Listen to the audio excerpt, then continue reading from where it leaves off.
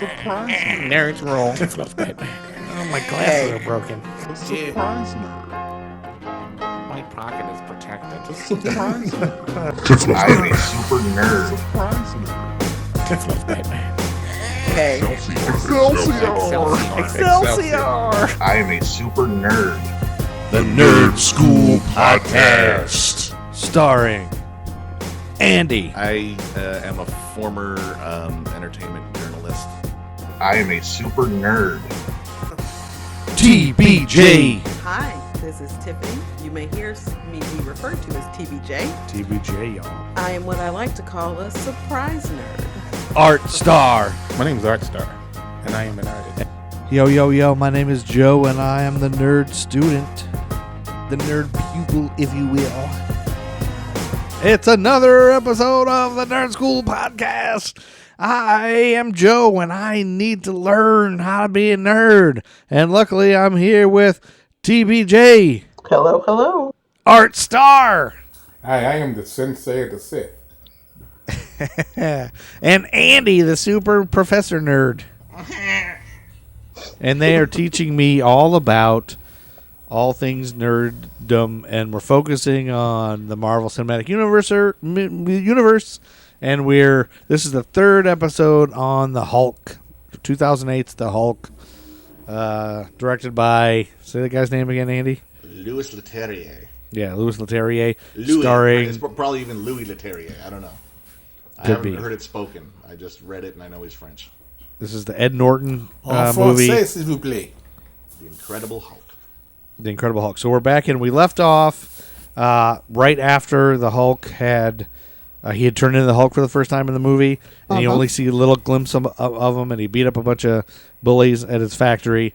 And then, so that's kind of where we left off. So we're starting in One Day Without Incident, and we have the sad Hulk music from the 1977 show, which I was talking about last episode. I was so excited the way they did this Hulk with the shadows and everything and the green banner eyes. And when that music hit, the 70s sad Hulk music, I got chills. I'm getting chills just thinking about it again because it was so friggin' nostalgic, and I know that's for me and all us nerd, like people our age that were kids during that. That was for us, and I think we all had to have loved that, right? Like, oh, I got such a nerd boner for that.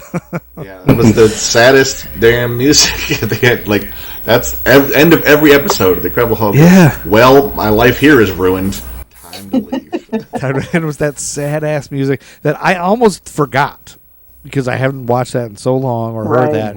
And even again, when it came on, I had forgotten that it was even in the movie from the last time I watched it. And it came on, and I was like, oh, the sad Hulk music! Yes! Oh, I love it! Even though I already somewhere deep down knew that was going to happen, but I forgot. And it was like such a great rush of excellence. That A was little the best. tug on your nerd heartstrings. Oh, so great.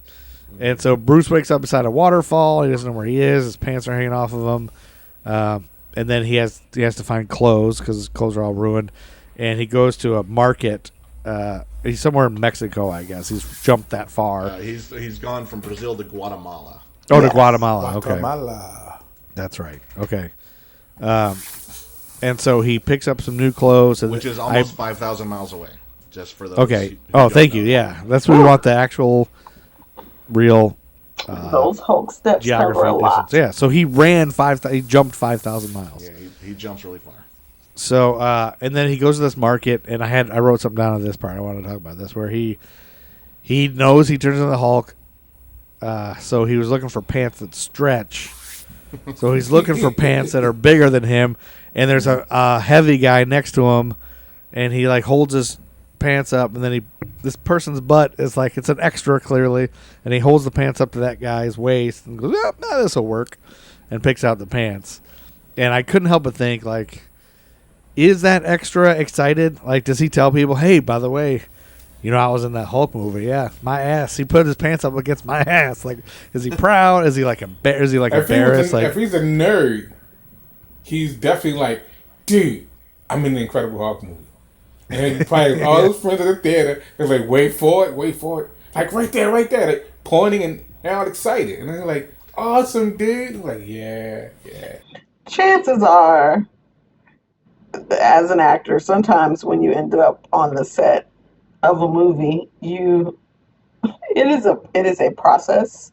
It is a bunch of hurry up and waits for extras, and sometimes you do it just because you're in town and they need some people. So that extra may not have even been a fan or cared. It was just some money in the pocket that day. Cool, whether you cut me or not, I'm good. So I'm gonna bet that they don't even know. And just so you guys know, TBJ is a thespian. I am TBJ indeed. is a thespian. Have you been an extra in a movie, TBJ? No, I have a lot of friends who do extra. So my thing is I prefer stage over screen at all times, unless Denzel wants to call me. Yeah, Andy was in what is it, American Pie? I've been an extra. I've been paid to be an extra several times. And sometimes when the casting call is out for a specific body type. Mm-hmm. There was for some reason this sticks in my head, when Weird Al Yankovic was doing his fat video, he put out a call for fat dancers in the area, and everyone who showed up was a fat guy who was ready to dance. So they know if you answer a call for a certain body type, you got to... Right. You know they're going to put... So that guy probably knew. They probably asked for a guy with a big butt so you could put that. Are you sure it was a guy? For some reason I I thought think it was a lady. Yeah, I thought it was a thought lady it was too. a woman too. Oh, maybe it was a woman. I don't, now I mention You've it. heard I that don't feeling know. now, Jeff. Yeah. Yeah, now I'm even making it even worse. Again, she's just home chilling. She doesn't care. I mean, it depends. Well, She's probably Shakespearean. She's probably like an unbelievable Shakespearean actor who There like are so we'll many never see that person's opportunities. skills. All we know is their ass is the same size as the Hulk. Yeah. Well, you have the Hulk's waistline in this movie is very. He's got a very kind of hourglass sort of figure. He's very tight. He does. He's That's working true. his Marilyn He's just Monroe. big. He's just a monster. Like he's All the other Hulks you see in the Avengers and in the previous movie, he's really thick and stocky. But in this one, he's got a V. He's got kind of a V. And he also has a Justin Bieber cut. Is that what they call it, Art Star? And how do you know that? That it's not the Justin Bieber cut. Don't say that. Wait, I want to dig into why he knows that phrase. Oh, big Bieber fan. He's a No, not at believer. all. Not at all. A believer, Not at all. and we didn't know You're a it. believer. I go through social media. Yeah. Mm-hmm. All right, believer. Oh, just real quick. Speaking of theater of the such, I'll just watch Frankenstein on YouTube with Benedict Cumberbatch and Johnny Lee Miller. Benedict Cumberbatch. Oh, wow. Amazing. Like they was it National Theatre in London? They released Cumberbatch it on is YouTube. amazing in general. They did two versions. There's like one where Benedict Cumberbatch was Frankenstein, and then another one where Johnny Lee Miller was Frankenstein. Like even in the comments, someone wrote Sherlock versus Sherlock. So that was like a little geeky moment like that right there. Like Benedict Cumberbatch is Frankenstein monster. Just the whole like him coming to life kind of thing. It comes off very hawkish. Just the fact of like he. Oh yeah, he's Frankenstein he's is a not Hulk. saying Yeah, anything. yeah, And then very he well learns tied to in. speak, and he becomes very eloquently spoken, even though he's still supposed to be a hawk of a beast kind of thing. So Yeah. kind of cool. Man. The Hulk is Jeckyl and Hyde. It's the Wolfman and Frankenstein all rolled into Yep. one. Yep. Okay, so back to the movie. What if they made Abbott and Costello versus the Incredible Hulk? Hulk's on first. Hulk smash first. All right, back to the movie. We're back to the movie. We're diverging again. So Blonsky starts talking to Thunderbolt Ross, and he tells him all about the super soldier plan and the idea and how it went wrong and everything. And then Blonsky says something about, if I knew what I knew 20 years ago, if I was in my body from 20 years ago, that'd be somebody I wouldn't want to fight. And Ross smiles at him and kind of hints at, that can be arranged. We might be doing something. So you get your first hint that they're going to start screwing around with this serum and make him somebody too. So right before when he's sitting outside the office, if you look on the wall, there's a picture of Captain America right there. That's a little Easter egg. Really?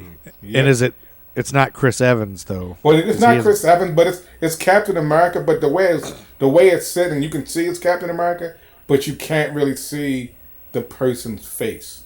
You just know that it's Captain America. Yeah, because I don't know if he'd been cast at that point. Right. Okay. Or he might have been. Yeah, because he was at that point. He was Johnny Blaze or something, right? Or was he not? He was Johnny Storm in the Fantastic Four movies Right. before this.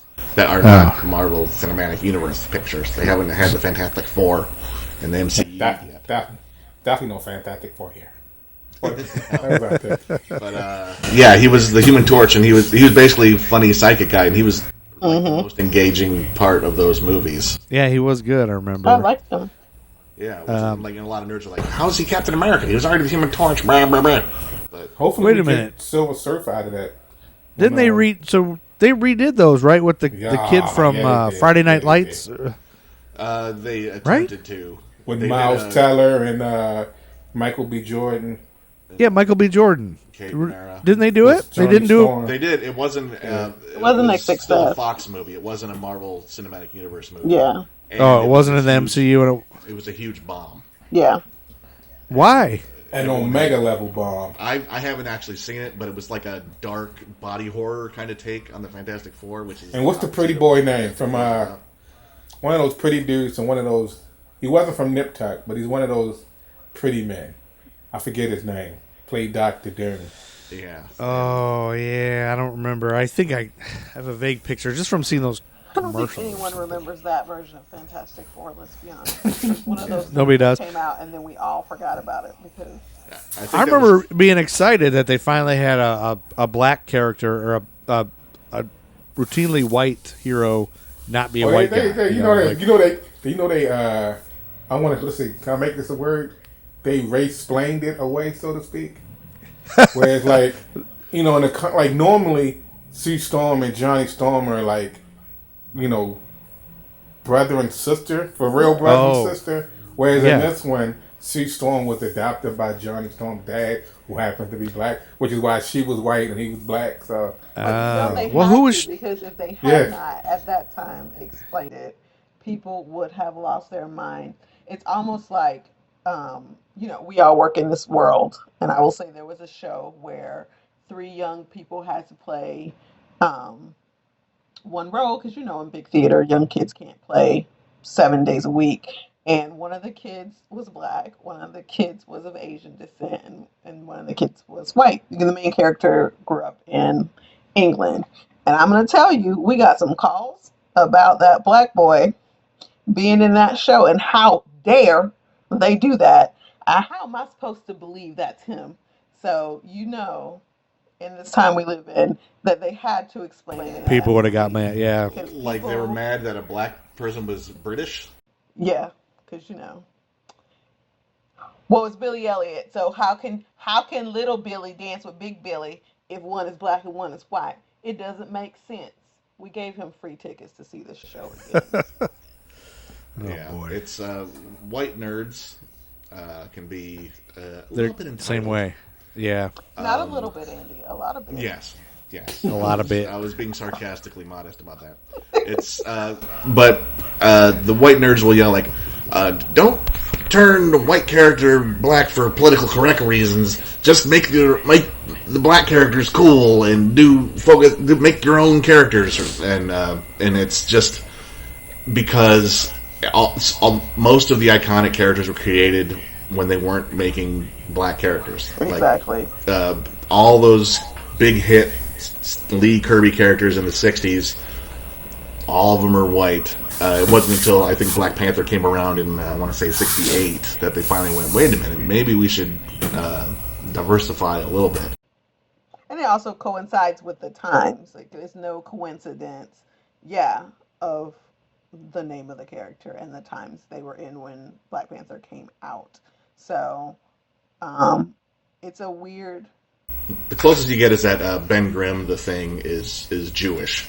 Right. Because I believe, and Superman was created by, I think, 2 Jewish guys as well. But that's as close as you get to diversity early on.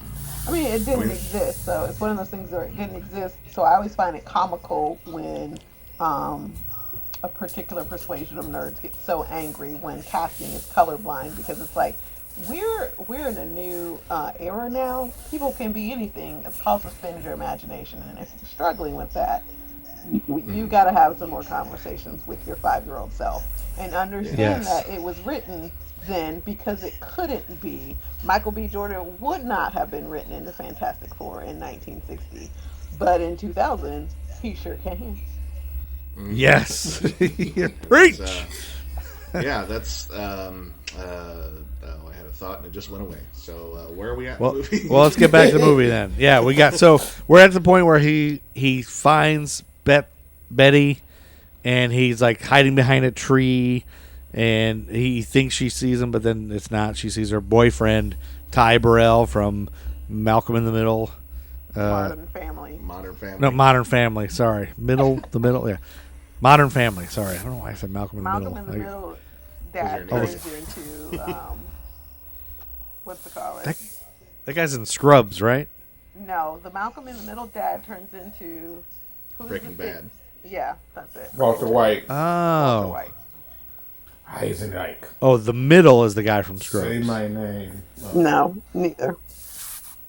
Wait, who from Scrubs are you talking about? There's some guy from Scrubs, right? wasn't The on like the Malcolm in the janitor. Middle. The janitor from Scrubs is in a show called The Middle later, right? Oh, Yes. The Middle. Yeah, Yes. the middle. Yeah, Yeah, sorry. with Patricia Eaton. Sorry, I'm getting them all mixed up. Anyway, so this guy, Ty Burrell, is a psychologist, and I wanted to ask, is this Doc Sampson from the Yes, comics? his name. They call Because his him name is Leonard. Doctor. Leonard Sampson is Yeah. a major Hulk supporting character who's been like his therapist for a while, and at one point siphons off some gamma energy from the Hulk and kind of half Hulks. He gets super ripped and built. And, He has green hair, right? His hair green turns and green. long green hair,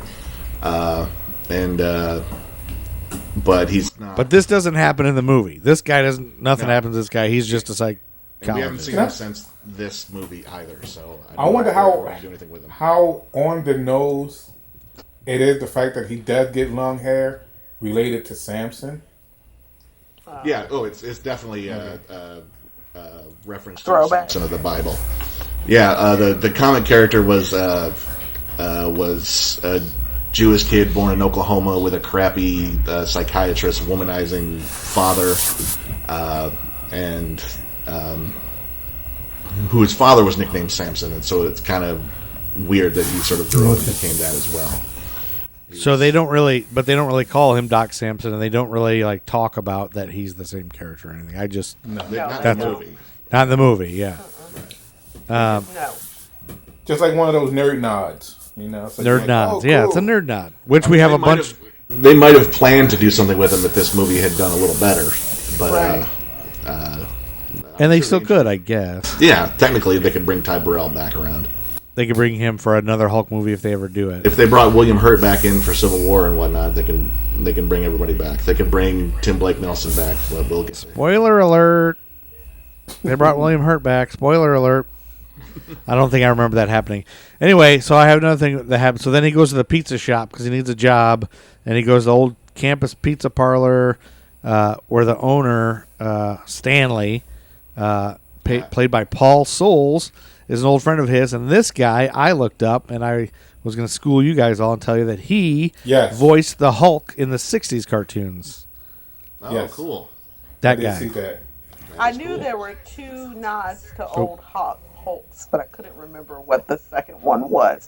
The next one's coming up when he goes on campus, but I knew there was a second nod to an older Hulk. I just couldn't remember. So there you Yeah, go. that- You did. That was the it, yeah. 60s Hulk cartoon Look has at you. a pretty fun Extra credit to Joe. That's my extra credit. I did some homework. Extra credit. Good job. You get a gold star. But So that it's a guy scratch and voiced sniff. Hulk. It smells like feces. And then he, wait, what? Scratch and stiff that smells like feces. All right, and then he goes, and then he's trying to get into the science lab and everything, and he ends up having to talk to a guard. He brings and he bribes Lou Ferrigno with pizza, and that's when we have the little cameo of Lou That's your nod Ferrigno. to the next Hulk. Yes. Yeah, who was in the '70s Hulk, and that was cool. And Andy, didn't you say Lou Ferrigno was in the the 2003 Hulk too, right? Yeah, that was his cameo and Stan Lee's cameo are at the same time early on. They're both security guards. It's odd that he's also a security guard in this one. But yeah, Well- there's a bit at the beginning of the 2003 Hulk where Banner's walking into the lab and coming out is Stan Lee teaching Lou Ferrigno how to be a security guard. Right. Okay. And so he bribes him with pizza. I think he gives him a free pizza, right? And then he gets into the computer lab because he gives Bill from Freaks and Geeks pizza too. And isn't that a character? Didn't we say he could be a character? Well, he is. He might be. He's the Spider-Man. Spider-Man teacher in Far From Home. And Yeah. What's the actor's name? You guys know this actor's Starr, name? Martin Starr. Martin Starr. Martin Starr. Yeah. So he is my favorite character from Freaks and Geeks, which was an early Judd Apatow show that was in the early 2000s on TV. I was devastated when it got canceled because it was such a great nerd and burnout. It was like Freaks and Geeks. It was the nerds and the burnouts, like all mixed together. It was just the best. They show wanted ever. somebody else for that role, and I can't remember who, but it was from another show. And For the Martin Starr role? Yeah, that he was on. And he was the one that actually, I think either they chose or it might have been from Silicon Valley or either so he's in this. Because I think they wanted like Seth Rogen or somebody. Oh, did they? Yeah. Yeah. One of the other people from Freaks and Geeks. Well, this guy, so Martin Starr is not necessarily named in this movie, right? But you guys we talked about this or actually on a previous podcast, but didn't air. I think we talked to someone else, but because we messed it up. But we talked about that this Martin Starr is in Spider-Man: Homecoming. Is that Far right? From Home. Yeah. Or Far From Home, and he plays a And teacher. Homecoming. Oh yeah. Plays a teacher or something. He's in because they're on the field trip. Yeah. Yeah. So there's a way this could be the same guy. It is the same guy. Yeah. It's the academic decathlon guy. Yeah. No, it's the same actor, but it's not necessarily the same character, right? Yeah, the same And I character. believe the writer on Spider-Man: Homecoming was also on Freaks and Geeks. Oh, really?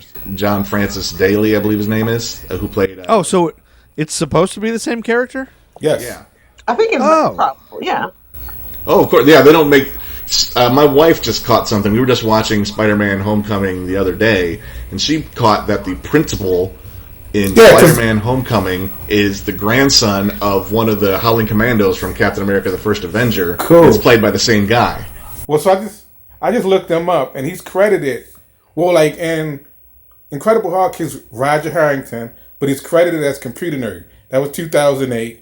Then he have him 2017 Spider-Man: Homecoming, Roger Harrington, and in 2019 Spider-Man: Far From Home, Roger Harrington. So it's the same guy. It's probably supposed to be the same guy. Good old Bill Haverchuck. Yeah. Cool. Well, I like that. I like it when they are consistent with that kind of stuff. So that's kind of cool. And then we jump down to, he goes, he's in the pizza shop, he's working, he's being a pizza guy, and then With an iron-born soldier. Wow. what's her name? Betty walks in with Doc Sampson, and he doesn't know they're there, and he walks out, and Betty.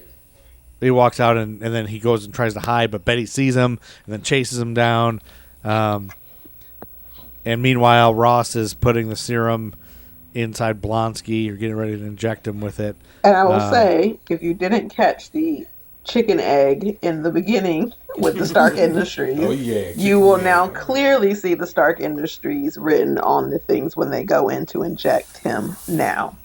Okay, now there's Stark stuff on there. And then my question on this one was, is this a regular plot from comics where Ross tries to get that serum and wants to inject it into somebody? Like The whole super soldier serum was not an aspect of the Hulk okay, in the comic. but this is their way to tie in Captain America. Yeah. This was a more plausible explanation for trying to augment yourself physically and then going way overboard makes more sense. And this, rather than, because when the Hulk was created, it was the Cold War, it was gamma bombs, that like nuclear bombs were a big thing. It was only like 15 years removed from World War II. So it was just making giant gamma bombs and having these big atomic tests and stuff is not as prevalent a thing anymore than it was back then. So it's just updated. Yeah, updated for the times. And blended in with the rest of the MCU a little bit. Yeah. Okay, well, he stays, she ends up finding him, catches him in the rain or whatever, and they get together or whatever, but they, and then comes the big on-campus scene where they corner, like he's with Betty, and he's like, get away from me, these guys are coming after me, and she tries to stop her dad in the tank, and then they corner him in the breezeway thing, the above-ground skyway, and it explodes, and all kinds of stuff, and there's helicopters shooting at him, and all kinds of destruction. He protects Betty, and all that. This whole scene comes now, and then Hulk takes Betty and he saves her or whatever. And then they wake up like in a hotel room. We got the purple pants where she picks out for him. Like she buys him some new pants. And there's a little nod to the comic. But I like this whole part where he talks about, like they start talking about their feelings and everything. And they start getting intimate on the hotel bed. And then his watch starts going off. And, he's getting excited and he has to stop her. Be like, no, I can't. Right. So that tells us that Hulk can't bang. Hulk can't have sex. Why do you think he's so mad? And then I just started thinking if he The did, frustration makes sense. you think his junk would destroy her then? Like if he was, would he? If he turned into the Hulk. Can I say something? Can I say What does a something? Hulk's wiener look like? Or is it? I'm scared to hear what you have to say. I was just going to say that babies come out of there. So, I mean... They do, but you have hours to prep and stretch for said babies to come out of there. It's not a sudden thing. It took me a minute to get what he meant. Like when he said babies come out of there, I was like, come out of where? Oh. You knew right what he was talking about. And this is why I'm scared of what you were going to say. But that's funny. When she's 17, right? Yeah, it takes hours and hours to get up to the dilation needed to have that baby. That's correct. Not instant. I mean, she should know what's, right.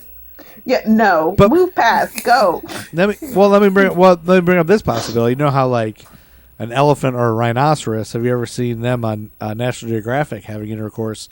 They're giant monsters, but their wieners are like tails. They're like real skinny. So maybe that's what the Hulk's wiener's like. I have to ask Thor. Thor got to see Hulk's dong in Thor Ragnarok.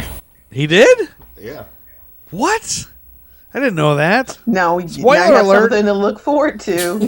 Right. Yeah, I can't wait to see the Hulk's wiener. I I think that's the only one. And even great. Ragnarok is we're shooting well ahead, but Ragnarok is one of those movies where it's it's a Thor movie, but it ends up becoming almost like a buddy comedy at some point. Yeah, certain parts. it's very much like Tango and Cash. Say it again. Yeah, Tango and Cash. So there's one scene where Hulk is getting ready to do something, and then Thor was like, "No, Hulk, no smash," but and Hulk wanted to smash, and his response was hilarious. He's here's this beast, and he's just want to have fun. Smashing things. I think that's the only movie I haven't seen in the Marvel Cinematic. Speaking of Hulk's wiener. Oh boy. Why are we This is a here? different kind of podcast. There's a Joe moment I asked. remember from the comics. I did. This was Peter David. He was known for doing comedy writing as well. But there's a minute where the Hulk is so strong, he gets all the flesh and clothing and everything burned from his bones, but he regenerates very quickly. Insanely quickly. And then he's walking around naked for a while, and then I think the leader is there. And the leader's like, will you just put some pants on? You're giving us all an inferiority complex. So he's basically the alluding Hulk to has a that. giant wiener is what So it's not a tail, as you would think. It's Now, not can we a move long, on skinny from the tail. Hulk? Okay, we can. Yeah. Okay, we're back off of Hulk's wiener, and then we move on to some other things, and then he ends up meeting Mr. Blue and finds out who that guy is at the science lab, and they do all kinds of tests to try to see if they can get the Hulk out of him forever, right? And then, Right. and then we also see that Blonsky's fully healed. He had the shit kicked out of him in that big battle. Hulk threw him against a tree a bunch of times, right? And broke He every should bone in be his shattered. body. Everything in He him should be dead, shattered. yeah. And so we see him fully healed too. So we see him; he's getting better. And then we see Mr. Blue, and this is they mention his name. What's his name?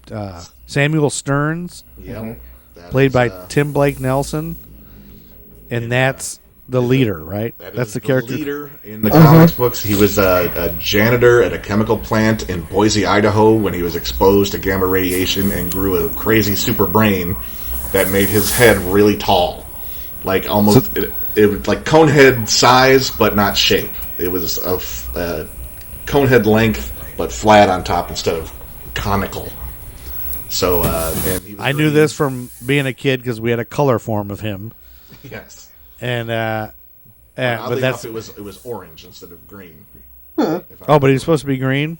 Yeah, he's green skinned. Most gamma people, they had a green. thing for a while where gamma radiation affects everyone differently.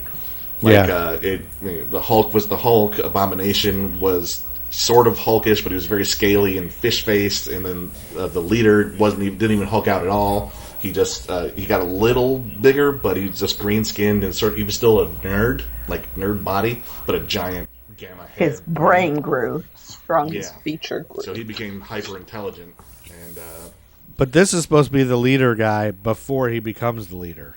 yeah. Yeah. So this is a different version of Sam Stearns. You better recognize. Yeah. Okay. And they never really Samson. say it. We just see when it affects his brain in the scene. We go, huh. Yeah. Yeah, That's- yeah, and that's we think, like oh, he- that's a leader. So the nerds in the know who he is already. They're like, but everybody else like me is like, oh, something happened to the doctor. Oh. Yeah, well, you Right? see he gets a head wound, and gamma blood drips into his head wound, and then his forehead starts to bubble. Yep. And that's implied. And that's all you Oh. see. And for funsies, not to bring it back to junk, but there's... the leader has had a couple of different permutations. One where he has the big, long shaft head, and then there's one where his brain like his head kind of looks like a bulbous brain is coming out of his head. It's not tall anymore. It just looks like a brain, which also kind of looks like balls. So a lot of times we will, when my nerd friends and I are discussing the leader, the question comes up, now is it balls leader or shaft leader? You have to God bless you guys.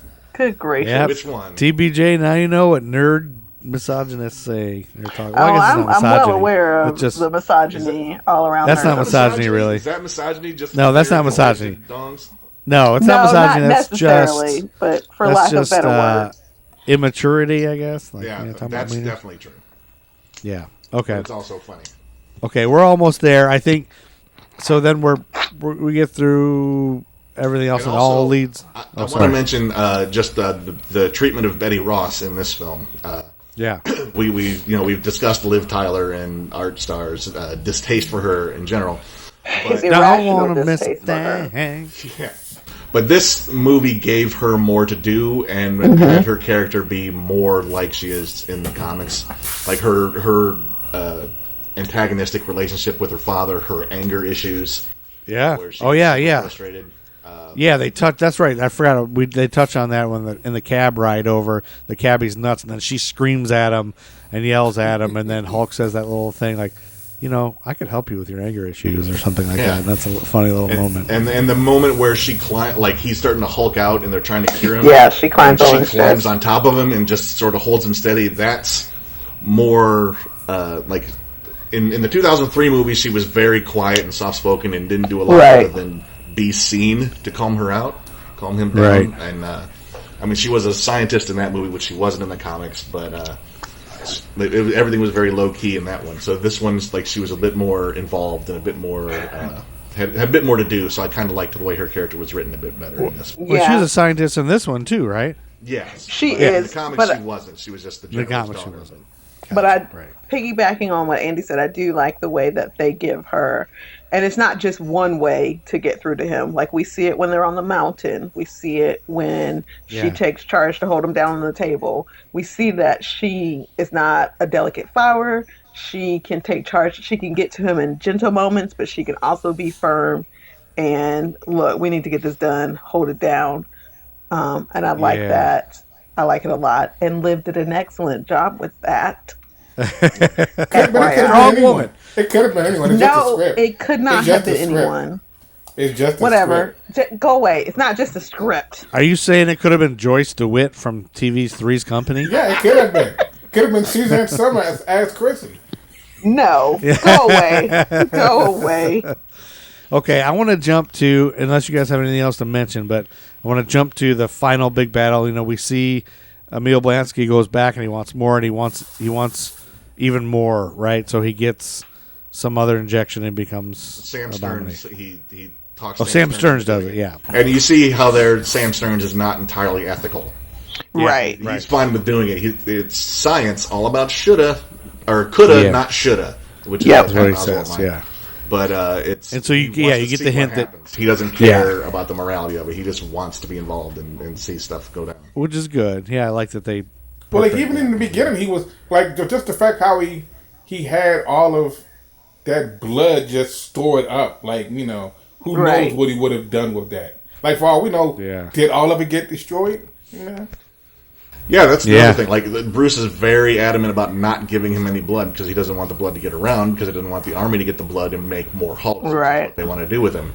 So, the fact Sam Stearns cloned all that blood freaks him out. Mm-hmm. He's one of those scientists. You know, they always sit there and say that, like, there's a thin line between insanity and, like, just being, like, really smart. He's like, I guess they don't portray it as much until he tells Emil, I didn't say I wasn't going to do it, you know. But it's like, he has that where it's like, just seeing how far, like, even when he started, like, he was so excited about watching the Hulk before he even started the thing. She had to tell him, like, he was, you know, again, turned on by the Hulk hogging out, you know, like, you know, he wants to see what's going to happen. So, like, you know, he got a nerd boner. Yeah. And here we are back on junk. All right. Back on junks and nerd boners, yeah. So we get to the big whole huge battle. They're all surprised. They're like, "Oh, there's the Hulk there!" Like, they're what Hulk? And they have David Banner Bruce Banner in the vehicle. And they're like, "What are you talking about?" And so even Thunderbolt doesn't know that he's become Abomination, and so then they tell him he has to become the Hulk to fight this guy. And then we have the big old giant. Well, they don't tell him he has to. He volunteers to go. He volunteers, yeah. Let's, but they know that's what he's got to do, right? Let's Easter egg. Easter egg. This is an Easter egg. No, not. It's just straight Easter egg.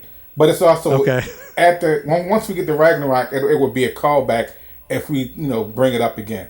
But when he falls out of the plane or whatever, there's a callback to it in Ragnarok when Mark Ruffalo then jumps out and he falls and hit, and like just he just knew he was going to transform as he jumped out the plane, but he hit the ground first. So that's a sort of Easter egg. And then then the fight between Abomination and the Hulk, when Abomination sticks his claw, what is that thing on the end of his arm? His spike. When he sticks his spike into his chest or whatever, Marvel kept that, and I guess the first few instances of seeing Mark Ruffalo's Hulk, he still has that scar that he got from Abomination. So even though it's a different Hulk, the scar is still the same. It's still what we learned is Marvel has a really good person who manages continuity. Right. Yeah. Even though they switched actors and, I hope that's a woman. Well, most sets do hire someone to maintain continuity. That's why when they can break from scenes, someone has a detail eye to make sure they go exactly back. Your hair strand was on your left, your hair strand was on your right. It just means Marvel has invested some dollars in a heck of a continuity team to keep it going and go, wait, here, because it's probably not the directors, but someone's keeping continuity and probably has a healthy bank account. I found my new job, guys. That's it. And as they say, if it don't make dollars, it don't make sense. But that makes sense to them because they are able to plan. We see as we go through the cinematic universe, there's so many things that are continuous from each one. And you have to think, as a writer, you don't remember every little detail. As a director, you don't remember every little detail, but you have someone whose job it is to remember that crap, and I'm just impressed. And I think all these little things, like the Easter eggs and the throwbacks to the comics and throwbacks to the TV show and all that thing is just like, it's little just surprises that as a moviegoer, like you're sitting in the theater, you're like, oh that, and that. It's like a ride. It's like a amusement park ride. And then and now that makes sense why Marvel nerds need to go out to Denny's or somewhere afterwards and just like talk about it all. Like, we gotta talk about all this, and then go see it 25 more times because I missed that. It's just exciting. And what other movie gives you that experience? Review on YouTube about it. Yeah, right. No that's spoilers. true. Yeah. Spoilers immediately. The reaction show Yeah. or the reviews and things like that. I've got a guilty pleasure of just like watching like reaction videos to trailers. Like people, like when the trailers first came out, like people responded to the first Black Panther trailers or the Endgame audience reactions that they released recently, which is just kind of fun. Like when everyone goes ape shit about. And some of these reaction videos be like 15 minutes for a 2-minute trailer. It's like they break it completely down. But you lose your mind. Like, I'm telling you, when as someone who may or may not have had watery eyes right before the last Star Wars trailer was released, those trailers are your next hint of something big is coming. Like something. Shut up. Something exciting is coming. Did you like that last Star Wars movie, TBJ? I even like the ones that people don't like. Like, I'm okay with the Han Solo movie, and a lot of people didn't like the Han Solo. I like it. Was that getting good? I didn't watch it. I liked it because I like exploring different people, but there were a lot of Star Wars nerds. You didn't see Rogue One, Art? I did not see Rogue One. What? Rogue One was awesome. Rogue One. It was really good. And they were really smart to keep people who were not main, so I'm not going to spoil it, but they did it very smartly in Rogue One. But anyway, I thought what Rogue I was One saying great. is trailers. Anyway, sorry. Back to what you're saying. And like you said, a roller coaster ride, because it's something freaking exciting is coming. So just imagine, we can't go back to when we were young and when we would have seen that trailer live ourselves back in the day, when we would have seen the new, I say back in the day like it was 1,000 years ago, it was early 2000s, but yeah, I think if we were able to go back in a time machine and catch ourselves watching the trailer, we would have just as much excitement for what's coming. I love a good trailer. I love a good trailer of something coming. It gets me hype. It gets me excited. I'm like, oh my God, I can't wait till this comes out. And then all I want to do is talk about it for like a week with somebody who also is into that show or movie. Yeah.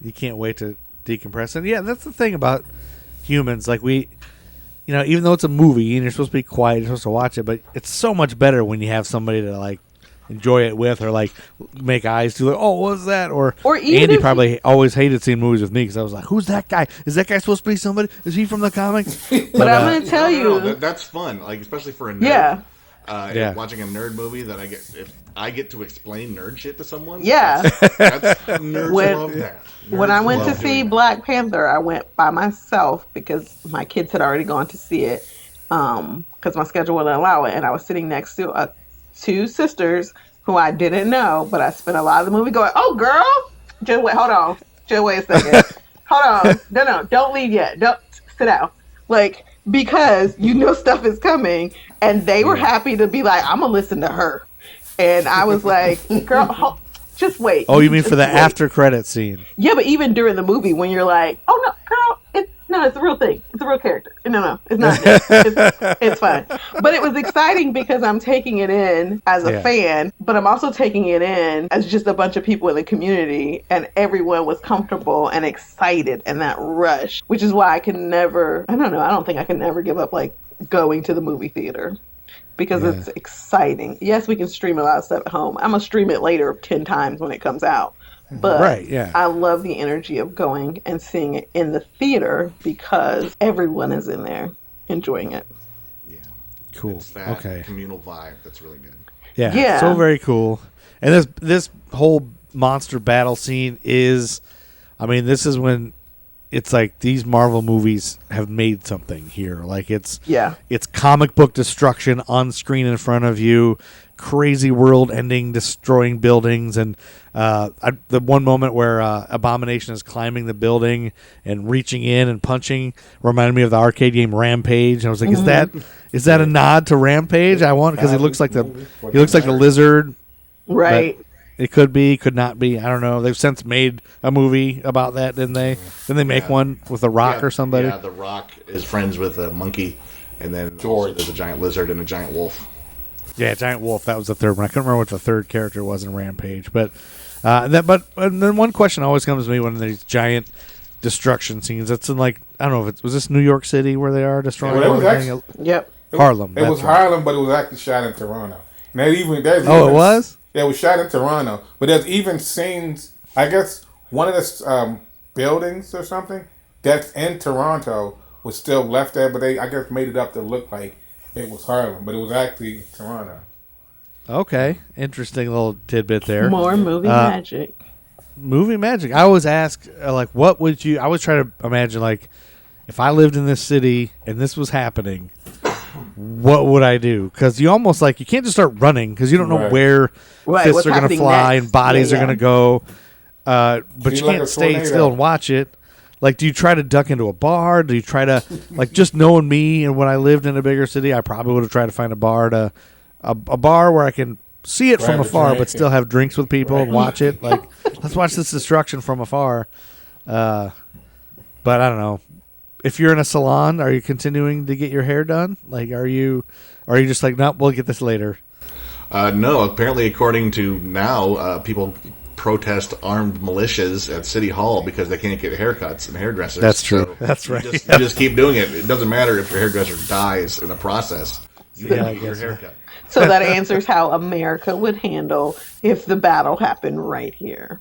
Yeah, that's right. They're going to keep on doing their thing. What do you I'm not. mean? I'm going to hide and I'm going to do what Art just said. I'm going to treat it like a tornado and get to the lowest point and the lowest hang out point, with yeah. my emergency rations until someone tells me, oh, y'all done? Hey, okay, all- cool. It's all clear. Okay. Okay, and so there's the big old battle. We already talked about a lot of this with the battle, and then he doesn't actually kill him.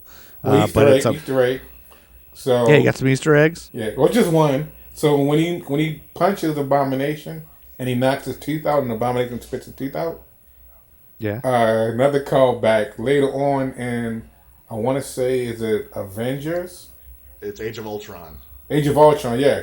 Hulk pretty much does the exact same thing. Spits out his tooth. And Iron Man knocks Hulk's Right. tooth out. And then the Hulk spits his tooth out and looks back at him super pissed, and the Iron Man's like, I'm sorry. That's right, yeah. Yeah, it's pretty cool. Yeah, there's nothing better than those like Thor and Iron Man's interactions with the Hulk. Those are fun. Yeah. And funny because it's just this giant beast, and they're scared of him. It's just so funny. But yeah, so that's all I had on that big battle. It was. I thought it was good. They're a little bit too squishy or something for me. I guess there's a little bit too much of. Oh, I can punch your head all the way into the pavement, and then it's rubber. It's like watching a what you call it, Mortal Kombat fight. You know, like you just banging them. They don't die. Nothing breaks. You just come They never back have up any- and go at it again. Yeah, I mean, it was still good. I mean, it was a lot of cool stuff, but I just felt they were just a little bit too rubbery or mushy or something. Yeah, like, it felt like two jelly monsters fighting at the end. Like, the CG wasn't quite there. That's where I felt like it seemed rushed, something like that. And then there's an element to it of, all right, you took all that, you got beat up so bad, and you just bounced right back from it. What is the point where, oh, now it hurts? Right, Now you right. stop. Like, I think the logic of the fight could have been a little better. Other than getting strangled with a giant chain, why can't he just break that? It's because they can do everything. They can destroy everything and smash everything. What about that chain was unbreakable, unless it was secretly vibrating? He was just exhausted. He was tired. He said, you know what? I'm That could tired be. of fighting. I'm exhausted. Yeah, maybe he burned through the super soldier serum or whatever. But I think there need to be a bit more logic to that fight. Okay, so those are good points. I didn't think about that, but that is a good point too. It's like I was kind of like Yeah, why does the chain beat him and nothing else does? Yeah, but Right. I don't think I don't think when I watched that fight scene, I don't think I necessarily saw it as, oh, he beat him. In my mind, Yeah. and maybe that's just me, because I don't know, I'll fight till I'm tired. If I try not to fight. But I imagine if I were to physically fight, because I don't do that, guys, that I'm gonna do what my daddy told me is I'm gonna keep going. I might not be winning, but I'm gonna go until I can't go anymore. And so maybe when I looked at it, I did not think of it as, oh, he got him. I just looked at it as, well, did Betty also y'all wore each other. Betty kind of stopped him too, didn't she? Yeah, because he was going to kill him. He was going to kill him and strangle him to death. And she's like, Bruce, don't. Or stop it or something. And that's what I like. They gave those subtle hints that he's in there. He can control it if he learns or whatever. And she can get through to him. And she can get through to him. Like he still recognizes her and he's still in there somewhere. And the Hulk is not a killer by nature, but if he's driven to it, he will, yeah. Like most people, Leave me alone. Yep. Leave him alone. Leave him alone, yeah. But it does make you wonder what happened. What did they do with Abomination after that? Like, if you watch The Consultant, it tells you the Marvel one shot. Yeah. Oh, I did watch it, but I don't remember what they said. Now you have to go back. You have a new assignment. Go back. Well, basically, they kind of wrap it up by saying, like, he's imprisoned. They have him in custody. I don't know if they've reverted him or anything like that. I'd have to. Is he on level? Is he the one that was on level 7? He wasn't on. Yeah. Oh, because level 7 in the shield thing is. Oh yeah. What's your clearance to know what he's? Yeah. Oh, that's right. That's right. Yeah. A little something like that, and then the consultant explains that. Apparently, the World Council, the people that Nick Fury has to answer to and always argues with, want to have the Abomination on like the Avengers Initiative team, like that they're right. In the process That's of right. building. They want to use them again. Being That's on right. the Thunderbolts. Well, yeah, in certain forms of the comics. Well, I mean, like I'm talking about like in the MCU. Aren't they supposed to be doing a Thunderbolts movie at some point? Maybe he could show Like a up. Phase 5 thing. All right. What the hell's the Thunderbolts? All right. Here's the Thunderbolts in a nutshell. There was a comics event where the Avengers and the Fantastic Four were all gone. They were all vanished for stupid creator reasons, and only the X-Men, the mutants, were left in the world. So to fill the void of there's no Avengers, there's no big popular super. They're like the Suicide Squad. Sort of, but what happens? Like these new heroes show up. One with the guide of a really forgotten old World War II hero named Citizen V, and all these new heroes you never heard of. And then at the end of the first issue, and even nerds were not aware of this, so it was a huge surprise at the time that it was amazing that they could fool the nerds, and the nerds hadn't heard anything about it. At the end, they were revealed to be the Masters of Evil, like the Avengers' biggest group nemesis. It was like Baron Zemo and all these supervillains you've heard of before were disguising themselves as heroes And those were the Thunderbolts? Yeah, they called themselves the Thunderbolts. That was their new hero team. And then... And it has nothing to do with Thunderbolt Ross? No, oddly enough. Oh, I thought when Art was saying Thunderbolts, I thought they were Thunderbolt Ross's guys. No, this was... Marvel's Thunderbolts are that, but in the MCU, they have Thunderbolt Ross. He could easily, I could see that now that you mention it. He put together a team of... Art Starr So Art just came up with a genius angle, and he should get credit for it. Wow. But what if they already have it and I just don't know it? Right now. What if they already have it and I don't know it, you know? Hey, you don't know they have it until you bring the idea forth. And if they don't have it... Well, also, you know, like, even in the raking comic dough. books, when but see, what's the name? He, like, I don't know. Like, I just feel like maybe just because, you know, Thunderbolt Ross has, as Red Hawk has a little bit to deal with, like, the Thunderbolts. So it's almost like... There was a version of the Thunderbolts. Yeah.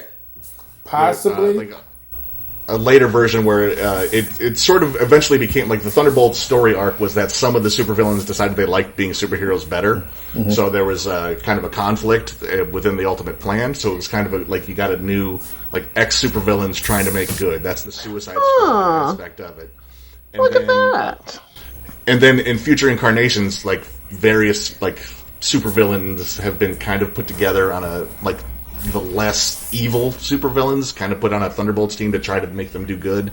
It's been kind of this ongoing incarnate thing, and there was a version of it where the Red Hulk was on it because Ross kind of realized he'd gone too far with being the Red Hulk. He was kind of drunk on that power for a while and did some nasty. All right, we've gone too far because I don't even know. I don't even know about Suicide Squad yet, or what that even Suicide is. Squad, they say. Half the stuff we already We'll done. get I have there. no idea. So But one thing I back to wanna the beginners.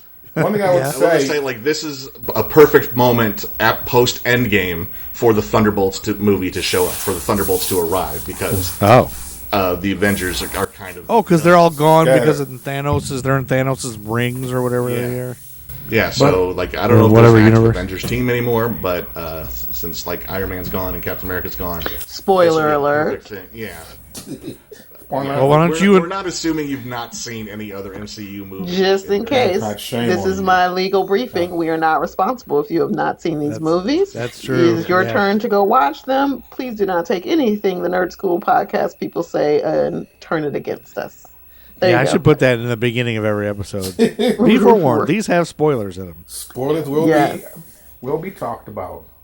So And maybe we- Art and Andy, why don't you guys go write a script for that Thunderbolt thing and just do it? Boom. There's a lot of untitled. Get it done Marvel tonight. projects. Right, and I was gonna say, Marvel almost acts like Shield. Like there are different levels of clearance that they have. Secrecy. That's like they're like what they're about to start with Phase 4, but they're already talking about Phase 5 secret movies and things, and like like 3-4 years from now. So like they could have it already mapped out.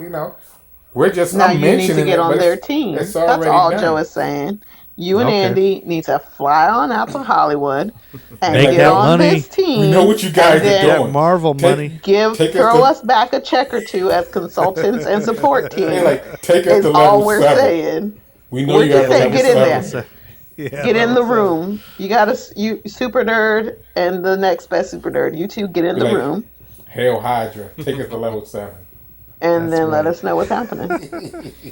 Well, that brings us basically to the end of the movie where he's 31 days without incident. We see him in British Columbia, and he's in a shack in the mountains, and we see that he's closing his eyes and he's practicing his breathing and everything, but then he opens his eyes and they're green, and he's controlling it now. This is kind of our hint. Like, he's controlling it now? Is that right? And he has a beard, and that made me think, can Hulk have a beard? Can he, like... What happens if he has a beard? Does his beard fall off and then he comes back and he doesn't need it? Or does it just like There's a crappy looking beard and then goes back to a nice beard? Or I would think there that he would. is in the comics a future old man version of the Hulk who's kind of gone completely evil, called the Maestro.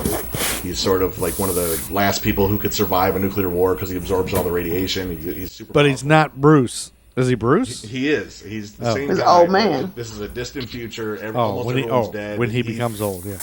Yeah, and he's got a giant beard and he's a long gray hair, and he's also kind of balding, to bring fact that yes, he is an old man.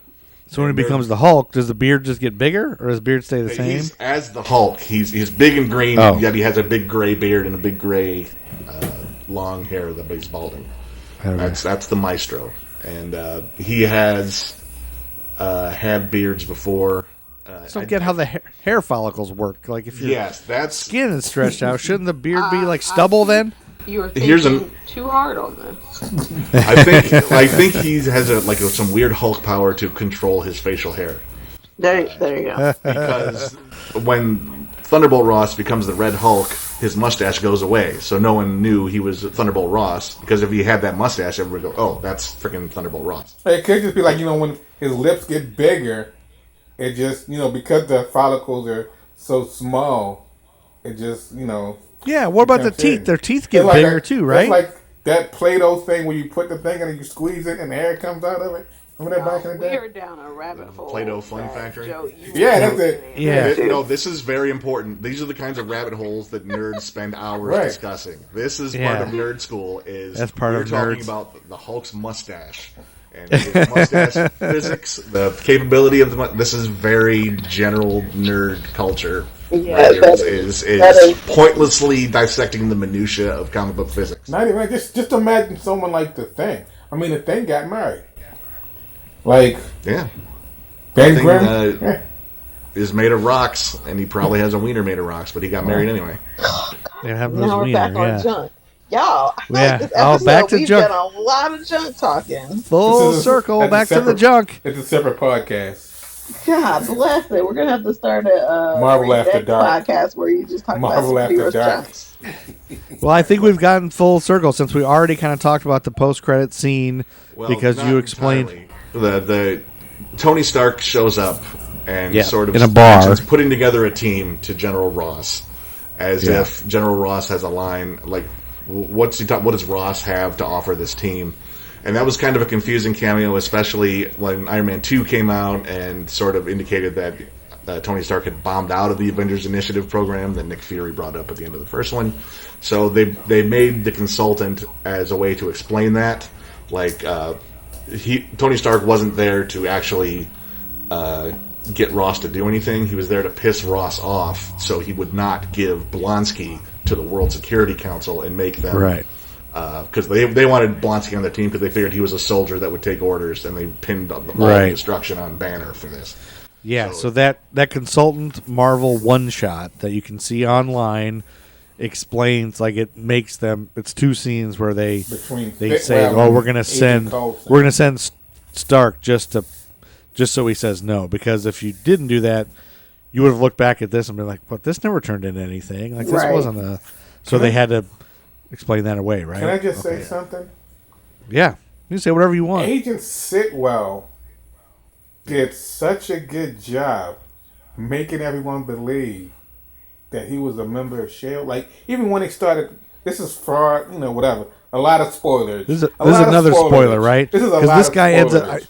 I think But I it's like- actually know what you're talking about because Yeah, but this just the guy fact ends that up. the whole time they was doing all of this stuff, and they were Hydra members. But just like, whoa, even is it Gary Shandling Yeah. was a member of Hydra. Gary too. It's like We'll talk about that. yeah, my bad, yeah, but it's like Gary whoa. Shandling is a Hydra member. Yeah. Listen, there are some Spoilers. We'll twists talk and about it next turns time. in Hydra Spoilers. membership, but for now, Yeah, we'll We leave won't. that alone Yeah. for now. And the Sitwell thing, I didn't even remember until you just brought it up. I was even going to ask, what's that other guy's name? I know he's been in other ones. Yeah. And then you just totally brought up, yeah, he turns into Hydra. Spoiler alert. Which I now remember now that you say that. But does he turn into Hydra on the show, the Shield show, Yeah, or is yeah, it in one of the movies? Is it, No, I'm it's in Captain America: Winter Soldier. Yeah, but he's like Coulson. They, in the beginning, they was always showing up in the movies, but then they were also on the show. Like he was on the show. I think was he killed? I can't remember. In Winter Soldier, yes. Okay, yeah. So it's like Spoiler alert. we're just it's like killing one the of those things spoilers. that make me today. mad Well- that Shield went so far away from the MCU. I'm like, because it was. I love Well, that the whole MCU wouldn't give them anything. Yeah, but it's Agents still. of S.H.I.E.L.D. was supposed to take place in the MCU and tied their events of that TV show close to the movies. And But what? then the movies would never return the favor and they never give them anything. But So I it's- think that Yep. Agents of S.H.I.E.L.D. said, we're just going to do our own thing. Yeah, but then it Crazy just- shit. Because I they think that- definitely tried. Like even then, like I watch Agents of S.H.I.E.L.D. because I am a nerd. It's like one of those things where, like, as a nerd, I feel as though I have to watch it. But it's not one of those things where it's like, oh, let's say when it was coming on Friday, like, oh, S.H.I.E.L.D. comes on tonight. I must watch it tonight. Like, I'll watch 3 or 4 episodes. Like I literally started binging it. Like I'd wait till like 4 or 5 episodes to watch it just so I can be like, ooh, I can't wait to see what happens on the next episode, as opposed to like, ooh, the S.H.I.E.L.D. is on. I got to watch the S.H.I.E.L.D. because I'm going to see such and such on Monday, and I don't want to be ruined by it's ruined it for me. Right. It's one of those nerd duty shows. You're like, this exists, I should watch it. It's not super compelling, but it's got just enough to keep watching. Right. As opposed to, I can't wait to see what happens next. I mean, sometimes I do let go though. 'Cause, like I never finished the Defenders. Like I just couldn't do it on the Netflix show. I just couldn't finish watching. I didn't watch it. I haven't finished those yet either. It just I became finished too the much. Defenders, Like, but yeah. most of the time I'm just watching it for Misty Night. which is one of the reasons why I think I watch All Rise. But that's just we'll what. talk about that later. All right, nerds. We can talk about anything anytime, but let's wrap this up. Let's go around the table and you guys tell me how many stars out of 5 you give Hulk 2008. Who starts? I don't care. Tiffany, you look like you're thinking. I'm thinking, so I'm not starting yet. You want to wait? Art, you didn't like I it. want to give it. I won't be. I won't be too hard. I won't be too hard on it. I won't be too hard on Okay. it. I'm gonna give it. Out of how many stars you say? Out of 471. 400. I'm just kidding. Out of 5. Out of 5, I'd go 2.5. I give it 2.5 stars. I like how Okay. you've got the 0.5. Yeah, you 'cause give it a little love. I would have probably given it a 3, but Liv Tyler. I'm gonna give Liv it a Tyler. 3. Liv Tyler brings it down to 2.5. You give it a Something- 3, TBJ? Here's the thing. In comparison to all of MCU. Right. You see? Because you've already gone past. Fact that Then you would have given it more stars in 2008. not really, because again, I'm still mixing it up with the other Hulk. Like, it's not strong enough to stand on its own, where I'm not interchanging desert scenes in my brain. So for me, I feel like if it was a 4 or 5, I'd be able to tell you this movie without mixing in the other Hulk that played in 2003. And because I can't, because it doesn't stand alone, but it's not a bad movie, I'm going to give it a 3. It's right in the middle of the road. Like, well done, but you don't Not stand your out to me. And see, I can't give it a 3 because I don't necessarily know how many of how many of them I would actually give a 5.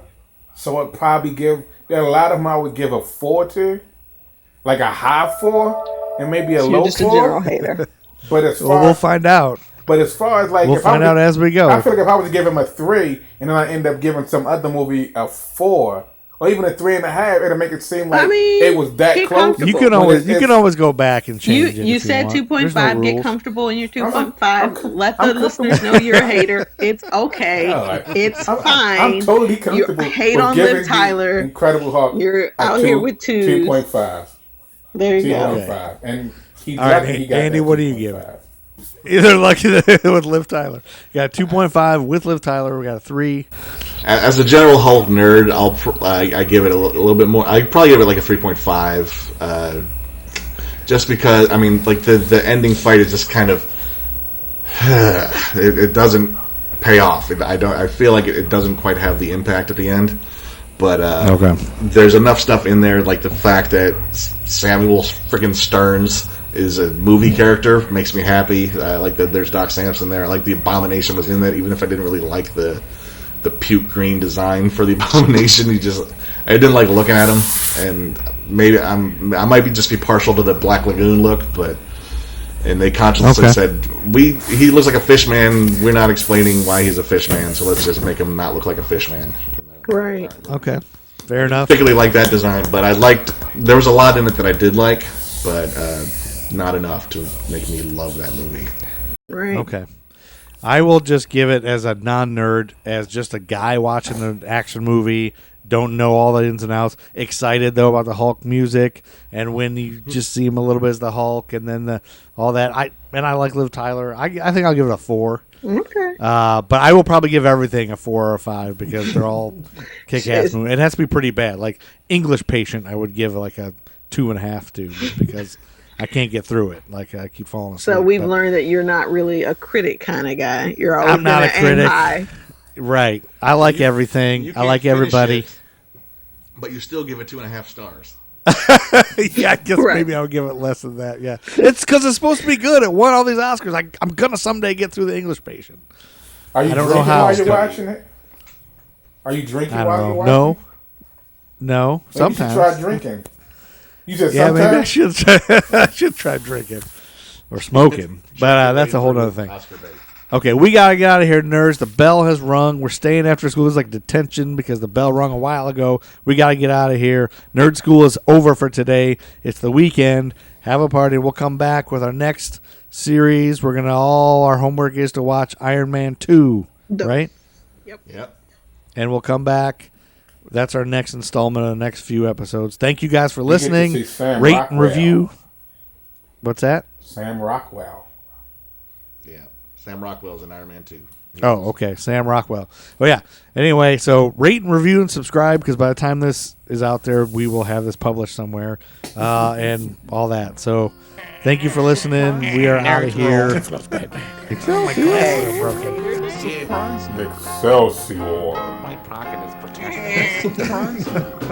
I am a super nerd. Okay. I am a super nerd. The Nerd School Podcast.